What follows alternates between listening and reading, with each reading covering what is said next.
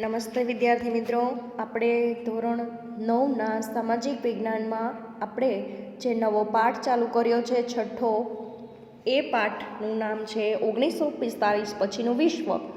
હવે એમાંનો આપણે આ છેલ્લો ભાગ જોઈશું, ભારત પાડોશી દેશો સાથેના સંબંધ.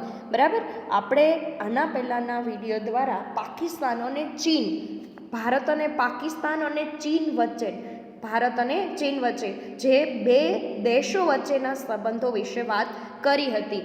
તો ભારત અને પાકિસ્તાનની આપણે થોડીક સંક્ષિપ્તમાં માહિતી મેળવી લઈએ તો ઈસવીસન 1947માં ભારત અને પાકિસ્તાન જ્યારે આઝાદ થયા ત્યારે એ સમયથી તેમની વચ્ચેના સંબંધો તણાવભર્યા રહ્યા હતા. બરાબર, પરંતુ ભારત પાકિસ્તાન વચ્ચે ઈસવીસન 1948, 1965, 1971 અને 99માં કારગિલમાં એમ 4 વાર યુદ્ધ થયા હતા, જેથી કરીને તેમાં દરેક વખતે પાકિસ્તાનનો પરાજય થયો અને ભારતનો વિજય થયો. આપણે બંને દેશ વચ્ચે જે તાશ્કંદ કરાર અને શિમલા કરાર થયા ત્યારે પછી એમ છતાં પણ પાકિસ્તાન કરારને નિષ્ઠાપૂર્વક અનુસરતું નથી, જેથી આપણે કહી શકીએ કે બંને દેશના વડાઓ જે પોતાની સમસ્યાઓનું શાંતિમય સમાધાન લાવવા માગે છે અને પ્રયત્નો પણ કરી રહ્યા છે, પરંતુ હજી સુધી એ કરારો થયા નથી અને ઉકેલ આવ્યો નથી. આજે પણ આપણે પાકિસ્તાન સાથેના આપણા દેશના સંબંધો બહુ સારા રહ્યા નથી અને આપણને લાગતું નથી કે આપણે પાકિસ્તાન સાથે જલ્દીથી આપણે આનો ઉકેલ લાવી શકશું. પાકિસ્તાને ખાસ કરીને આપણા જે કાશ્મીરની વાત હતી, કાશ્મીરને પોતાનામાં લેવા માટે પણ ઘણી બધી પ્રયત્ન કરી અને આ મુદ્દો પણ ખૂબ જ ભયંકર બનાવ્યો હતો, એની પણ આપણને ઝાંખી મળેલ છે. આપણે આના પહેલાંના વિડીયો દ્વારા એ સમજી પણ ગયા હતા. બીજું આપણે જોયું, ભારત અને ચીન વચ્ચેની વાત કરી કે ભારત અને ચીન વચ્ચેના સંબંધની આપણે વાત કરતા હતા.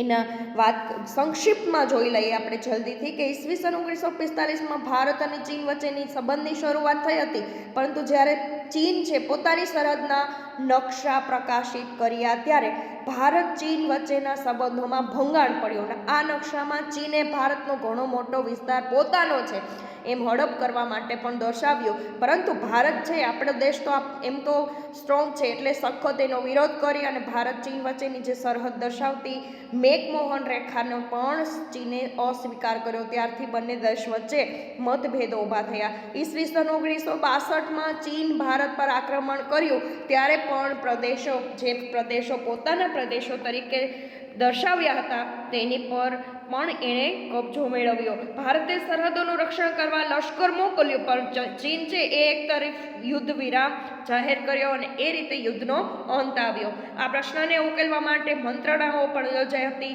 પરંતુ કોઈ સમાધાનને શક્ય નથી. આમ છતાં છેલ્લા દાયકા દરમિયાન ભારત અને ચીન વચ્ચે સહકાર અને મૈત્રીપૂર્ણ સંબંધો વિકાસતા રહ્યા હતા. હવે આપણે જે વિદ્યાર્થી મિત્રો વાત કરવાની થાય છે તે ભારત અને બાંગ્લાદેશ વચ્ચે જે સંબંધો છે એની વાત કરવાની થાય છે. તો ભારત, જ્યારે આપણે કહી શકાય કે બાંગ્લાદેશે ઘણો સંઘર્ષ કરીને સ્વતંત્રતા મેળવી હતી. ઈસવીસન 1971માં એક સ્વતંત્ર સાર્વભૌમ રાષ્ટ્ર તરીકે બાંગ્લાદેશનો ઉદ્ભવ થયો હતો. એ પહેલાં એ પાકિસ્તાનનો જ એક ભાગ હતો. એક નવોદિત રાષ્ટ્ર તરીકે ભારતે બાંગ્લાદેશને નાણાકીય, ટેકનિકલ અને ભૌતિક સાધનોની ઘણી મદદ પણ કરી, પણ કેટલીક બાબતોમાં ભારત અને બાંગ્લાદેશ વચ્ચે મતભેદો ઊભા જ થતા ગયા અને ગંગા નદીના પાણીનો ઉપયોગ, એની વહેંચણી સંબંધે પણ થયેલી ચર્ચાઓ દ્વારા સમાધાન કરવામાં આવ્યું. અતિવૃષ્ટિ, વાવાઝોડું જેવી કુદરતી આપત્તિ વખતે પણ ભારતે બાંગ્લાદેશને પૂરતા પ્રમાણમાં મદદ કરી જ છે. બંને રાષ્ટ્રો વચ્ચે 2015માં વિવાદિત જમીન વિસ્તાર અને તે ક્ષેત્રના લોકોના નાગરિકતાના પ્રશ્નોનું નિરાકરણ વાટાઘાટોથી થયેલ છે. વિદ્યાર્થી મિત્રો, ભારત અને બાંગ્લાદેશના વચ્ચેની સંબંધની જો વાત કરીએ તો ઈસવીસન 1971માં સર્વત્ર સાર્વભૌમ રાષ્ટ્ર તરીકે, સ્વતંત્ર રાષ્ટ્ર તરીકે બાંગ્લાદેશનો જ્યારે ઉદ્ભવ થયો, એ પહેલાં તો બાંગ્લાદેશ છે એ પાકિસ્તાનનો જ એક ભાગ હતો અને નવોદિત રાષ્ટ્ર તરીકે ભારતે બાંગ્લાદેશને આર્થિક અને ટેકનિકલ રીતે ઘણી બધી ભૌતિક સાધનોની પણ મદદ કરી છે. ભારત અને બાંગ્લાદેશ વચ્ચે કેટલીક બાબતોમાં મતભેદ પણ થયા છે. ગંગા નદીના પ્રવાહનો, પાણીનો ઉપયોગ, એની વહેંચણીના પ્રશ્નોની ચર્ચાઓ કરીને એનો દ્વારા ઉકેલ પણ લાવવામાં આવ્યો. અતિવૃષ્ટિને વાવાઝોડા જેવી જ્યારે કુદરતી આપત્તિ આવે છે ત્યારે પણ ભારત છે બાંગ્લાદેશને પૂરતા પ્રમાણમાં મદદ કરે છે. ઈસવીસન 2015માં પણ બંને રાષ્ટ્રો વચ્ચેની વિવાદિત જમીન વિસ્તારનો અને ક્ષેત્રના લોકોનું નાગરિકતાનો પ્રશ્નનું નિરાકરણ પણ વાટાઘાટોથી એટલે કે શાંતિપૂર્વક કરવામાં આવ્યું છે.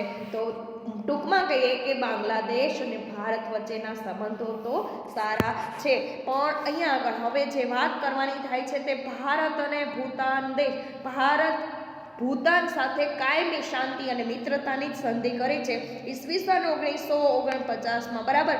હવે ભૂતાને જ્યારે સંરક્ષણ અને વિદેશી નીતિ ભારતને વિશ્વાસમાં લેવાનું સ્વીકાર્યું, ભારતે ભૂતાનને સંદેશા વ્યવહાર અને વાહન વ્યવહારના વિકાસ માટે મદદ આપવાનું સ્વીકારી સંબંધો મજબૂત બનાવ્યા.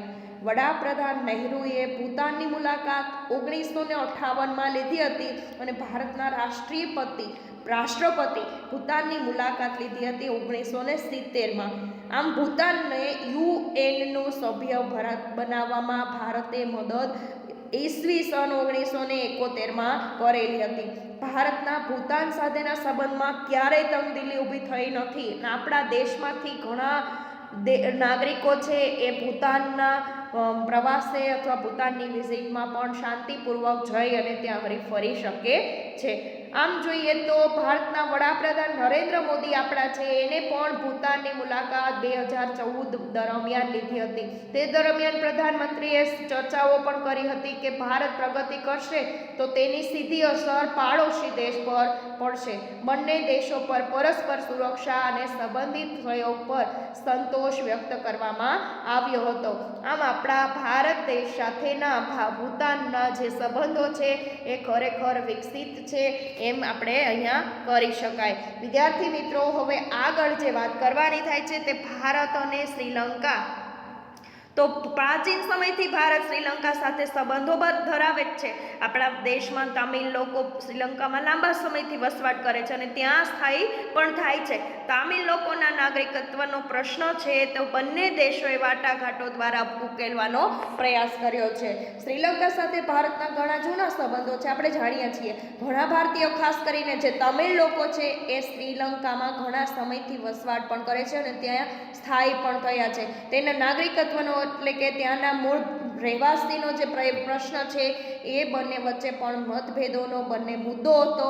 એ બંને દેશોએ વાટાઘાટ દ્વારા શાંતિપૂર્વક ઉકેલ લાવ્યો છે. શ્રીલંકાના તામિલ લોકોનો થતો અન્યાય દૂર થયો અને તમિળ સંગઠનો અને શ્રીલંકાની સરકાર તમિળ સમસ્યાનું શાંતિમય સમાધાન કરે એવી ભારતની ઈચ્છા છે.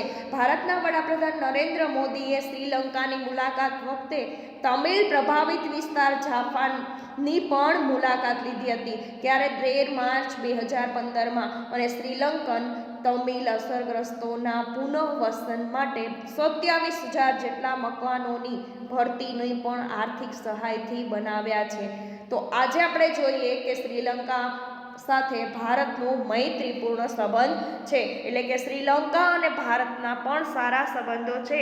જેની શ્રીલંકાની વાત કરીએ તો જે તમિળ અસરગ્રસ્તના પુનઃવાસ માટે પણ 27,000 જેટલા મકાનો ભારતની આર્થિક મદદમાં ભારતે આર્થિક રીતે પણ મદદ કરી હતી અને આજે શ્રીલંકા સાથે મૈત્રીપૂર્ણ એટલા માટે જ આપણે સંબંધો વિકસાવી શક્યા છીએ.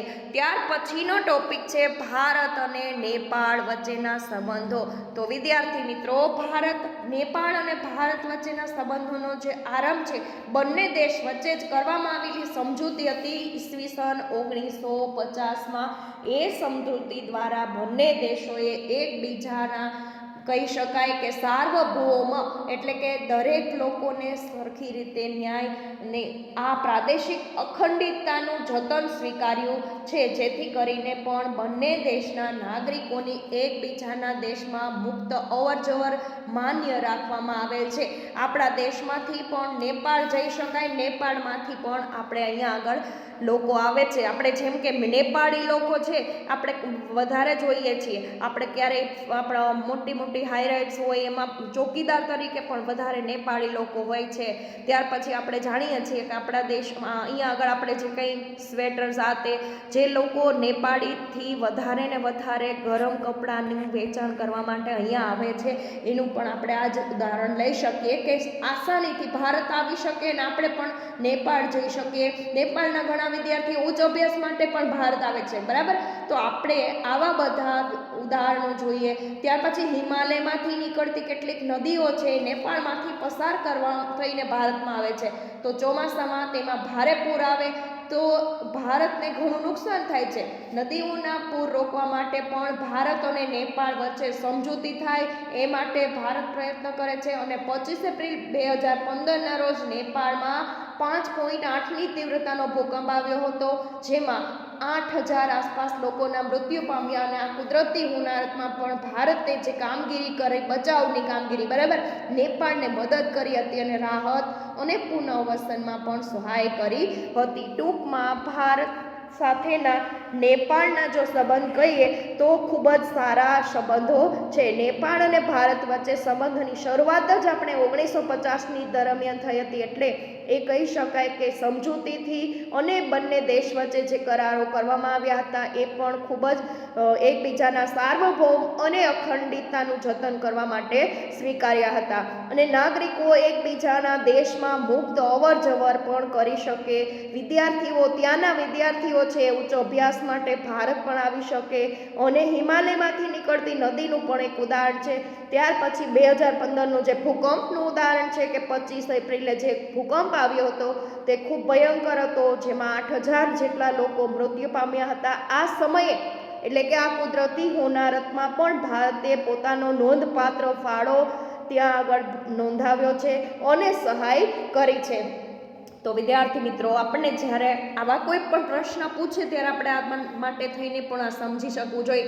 ભારત પાકિસ્તાનના સંબંધો, ભારત ચીનના સંબંધો, ભારત બાંગ્લાદેશના સંબંધો, ભારત અને ભૂતાન વચ્ચેના સંબંધો, તો ભારત અને શ્રીલંકા વચ્ચેના સંબંધો, આવી જ રીતે ભારત અને નેપાળ વચ્ચેના સંબંધોની વાત આવે તો તમને આ ટોપિક વિશે પણ આટલું લખવું પડે. ત્યાર પછીનો જે ભારત અને આજુબાજુના દેશની વાત થાય છે, પાડોશી દેશની, તો એમાં અફઘાનિસ્તાન આવે, બરાબર. તો ભારત અને અફઘાનિસ્તાન, તો ભારત અફઘાનિસ્તાન સાથે મૈત્રીભર્યા સંબંધો ધરાવે છે અને અફઘાનિસ્તાન નવસર્જનમાં પણ ભારતનો સિંહ ફાળો રહ્યો છે. અફઘાનિસ્તાનને નવું જે દેશ રાષ્ટ્ર વ્યાપ્ત કરવા માટે પણ ભારત દેશે એને ઘણો મોટો ફાળો આપ્યો. બાંધકામ ક્ષેત્રે, આરોગ્ય ક્ષેત્રે, કેળવણી ક્ષેત્રે ભારતનો બધી જ જગ્યાએ ઘણો મોટો ફાળો છે. એની આર્થિક અને સામાજિક ઉત્કૃષ્ટ માટે પણ ભારતે એને મદદ કરી છે અફઘાનિસ્તાનને. અને કુદરતી આપત્તિ વખતે પણ ભારત હંમેશા મદદ કરતું આવ્યું છે. એને આર્થિક રીતે ખાસ અફઘાનિસ્તાનને આપણે દેશે મદદ કરી છે. અફઘાનિસ્તાનના પાર્લામેન્ટનું હાઉસનું બાંધકામ પણ ભારતે જ કરેલ છે. આમ અફઘાનિસ્તાન સાથે પણ આપણા દેશના સંબંધો છે એ ખૂબ વિકસિત છે. અને હવે છેલ્લું આપણા પાડોશી દેશની વાત આવે છે, એમાં ભારત અને મ્યાનમાર. તો ભારતના મ્યાનમાર એટલે આપણે હવે બર્મા તરીકે ઓળખીએ છીએ, બરાબર. તો આ બર્મા સાથે પણ સુમેળભર્યા એટલે કે સારા સંબંધો રહ્યા છે. ભારતની આઝાદી પછી મ્યાનમારને સ્વતંત્રતા મળી ઈસવીસન 1948માં. ત્યારથી બંને દેશ વચ્ચે મૈત્રી સંબંધો જળવાયા છે. આઝાદી પછી મ્યાનમારે ભારત પાસે વિકાસ માટે પણ આર્થિક સહાયની માગણી કરી અને ભારતે તેને તાત્કાલિક સહાય મોકલી આપી, કારણ કે ભારત અને મ્યાનમારને આર્થિક રીતે મજબૂત કરવા માંગતું હતું. ભારતની વિદેશી નીતિનું જે ધ્યેય છે વિશ્વમાં શાંતિ અને સલામતી જાળવવાનું છે. જો કે પ્રસંગોપાત ભારતને પાડોશી દેશ સાથે પણ ચડાવ ઉતાર આવતા રહેતા હોય છે, છતાં સહઅસ્તિત્વ અને પ્રાચીન ભારતીય પરંપરા મુજબ આપણે જોઈએ કે સબળ હોવા છતાં પોતાનાથી નાના રાષ્ટ્રોને, નાના પાડોશી દેશોને આર્થિક નીતિની પ્રભાવિત કર્યા અને પાડોશી દેશ સાથે શાંતિપૂર્ણ મૈત્રીભર્યા સંબંધો જાળવી રાખ્યા છે. તો વિદ્યાર્થી મિત્રો, આપણે આ બધા જ પાડોશી દેશોની વાતમાં છેલ્લું મ્યાનમાર સમજીએ તો ભારતે બર્મા, મ્યાનમાર એટલે હવે બર્મા તરીકે ઓળખાય છે, એની સાથે પણ સુમેળ ભર્યા એટલે કે સારા સંબંધો રહ્યા છે.